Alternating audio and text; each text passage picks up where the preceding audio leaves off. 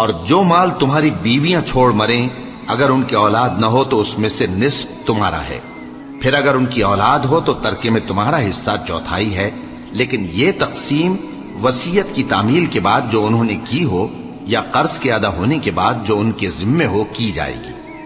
اور جو مال تم مرد چھوڑ مرو اگر تمہاری اولاد نہ ہو تو تمہاری بیویوں کا اس میں چوتھا حصہ ہے، پھر اگر تمہاری اولاد ہو تو ان کا 8واں حصہ ہے۔ یہ حصے تمہاری وصیت کی تعمیل کے بعد جو تم نے کی ہو اور ادائے قرض کے بعد تقسیم کیے جائیں گے۔